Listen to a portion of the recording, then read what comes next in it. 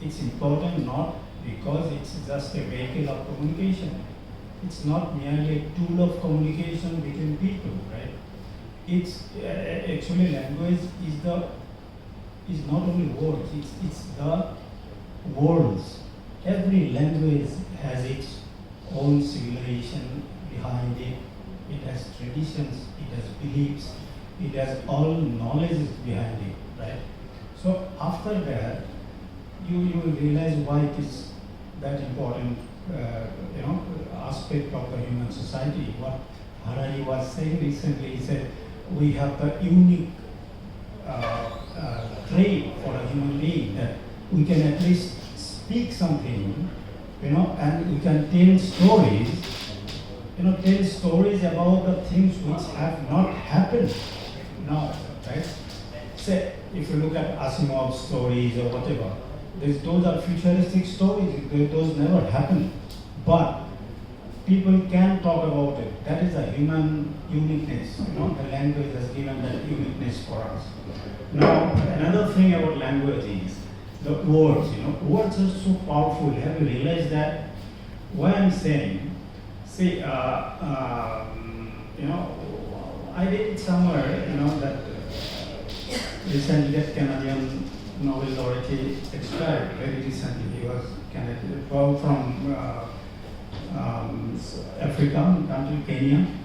So he died recently, and he said, just before his interview, was talking about, he said that language, he said, if you do not know mother tongue, but you know all other languages in the world, then you are enslaved.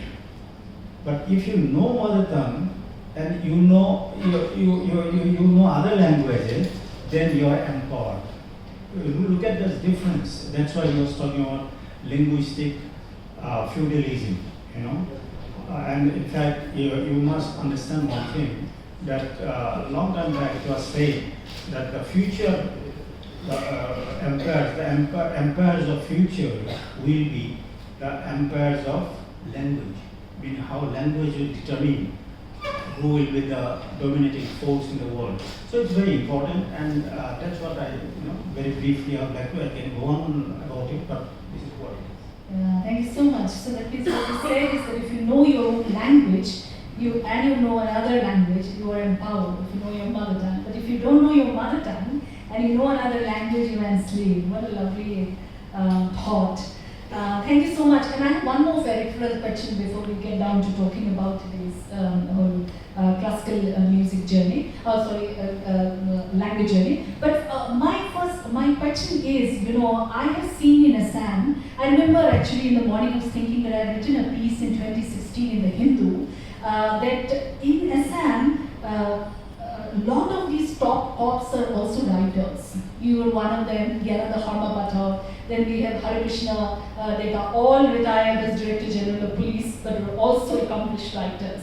So even mainstream, we can talk about K.K. Dadwala, an accomplished poet and senior IPS officer. So my question to you is, are you interested in language, in the protection of it, about the need to protect it? Is also because you are a writer. That's fine, but every human being is concerned about the language, right? You know why?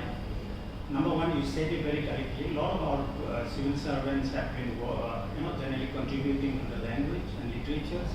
Long back, we had Anandaram Borua, he was the first ICS officer, Indian civil servant, long back, and the first ICS of Assamese people, and he is the world's number one type of a scholar in Sanskrit.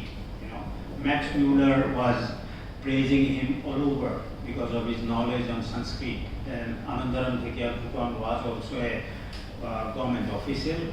So there is sort of a trend in Assam where the government servants also contributing like anybody else in literature, right? It is all right. Then about what was the question you said? No, but the question was because are you interested about protecting the language because you are a writer? Okay. Good. As a call, 3-4 words would have been good enough for me. File an FIR, these two, three words: arrest, investigate, charge sheet. These 3, 4 words would have been enough for me in the whole career, right? But how language has interested me, not only because I have been writing on all my literatures from my childhood, from my school days and things like that. It's not only because of that, but because of the fact that language needs protection sometime. All right. In India, not only in India, I'm telling you what is happening in the whole world today. See, there's a general fear of language being lost. There was some study about it around, I think, 1795 or something like that. The first languages spoken during that time, 65% of those languages are no more in the world now. In 200 years, those languages have vanished. So this is called generally linguicide. Like homicide, you have linguicide. That means some dominant languages are, forcing the other language to be extinct. That's called language shift as well. So these are certain issues in the Northeast. You will see that there are languages or dialects where you have only few speakers, a few hundreds and thousands like that, right? So a lot of languages are being lost in the world. What happened? Doesn't matter if a language is lost, we can leave it like that. But language, as I said, is a storehouse of indigenous knowledge. The moment a language is lost, then our entire knowledge system of that particular language is gone. When I was the president of Assamese, I was trying to talk to IIT Guwahati. I visited IIT Guwahati and I was looking at myself what are the different projects they have undertaken. Around 20 of them I saw it myself, where how the small languages are they trying to get audio, phonetics and all sorts of different aspects of the language which are going to be in a difficult situation. So what I'm saying is this is not only the problem only in Northeast, this is a worldwide problem today. So a language is lost because of various reasons, but prime being the migration, prime being the language shift by dominant language, maybe the dynamics of socio-economic situations, all right? All sorts of things are there. Okay.